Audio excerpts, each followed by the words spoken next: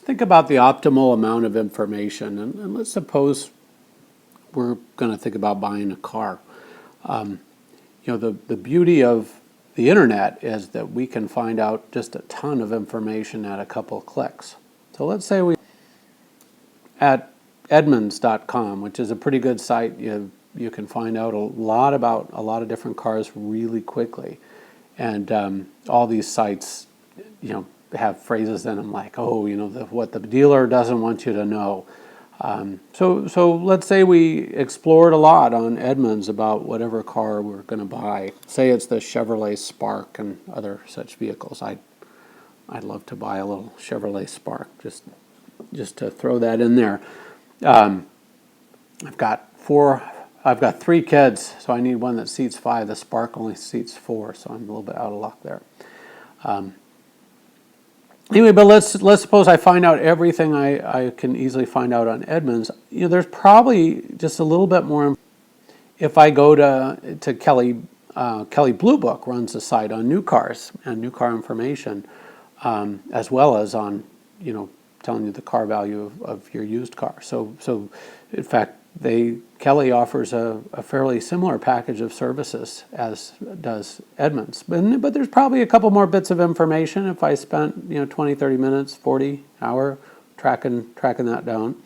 Well, chances are I learned most of what I need to know at Edmunds, but maybe I picked up something else. Well, I could go on. And learn all there is to know. Now I can't even find the name of the service that I found. This is Motor Trend. I could go to Motor Trend and find much the same information. Maybe Motor Trend would have 1 or 2 bits that I hadn't known before, but is it the likelihood of that really affecting my ability to make an intelligent choice is probably pretty small. But there's even more out there. Spend another hour at Consumer Reports and learn maybe a little bit more about that particular car, other cars in its class. The illustration is that as I spend more and more time, the value of the last unit of information that I found is likely to become very small. Also, if I spent the first half hour, maybe I had a break and I didn't have to give up doing anything. But if I'm spending a third and a fourth and a fifth hour searching, well, now I'm neglecting my economics homework. I haven't, texted my partner. I haven't, prepared dinner. As I spend more and more time on the task, the chances that the last minute of time or the last hour of time I spent came at a high opportunity cost go up. Of course, just to make an aside, if you're going to buy a car, for gosh sakes, do it through Costco. Then you've got the power of and the information searching team of Costco behind you, and you're going to get a much better deal. But if you learn one thing from that course that's going to bring you thousands of dollars worth of value, that's it. Anyway, we formalize this in economics in the following manner. Let's think about the optimal quantity of information.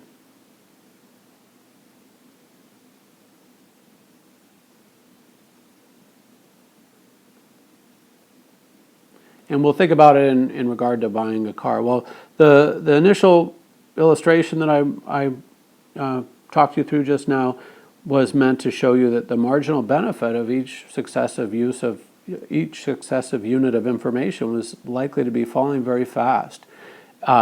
Meanwhile, the marginal cost of the time and other resources you spent searching for information, maybe you got some break time on your hands, and the early units come cheap. But as you spend more and more time, the opportunity cost of your time is likely to get higher and higher. And so, just applying the cost-benefit principle, as long as the benefits of spending 1 more minute searching are greater than the cost of that minute, keep searching.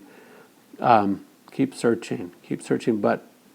there would be a point, well before becoming the world's greatest expert on Chevy Sparks or any other car, there would come a point where it would be foolish to continue to sink time into the task. The costs that you incur looking are greater than any likely benefit. The benefit we could think of in terms of your ability to extract a lower price from the dealer, or pick the car that's going to serve you best, whatever. But the chances that the costs outweigh the benefits, or the situation where the costs outweigh the benefits of one more unit of information, though that kicks in well before the last unit of information acquired came to have a value close to zero. So we generally are wise to stop even at complex choices well before we've explored every single possible option.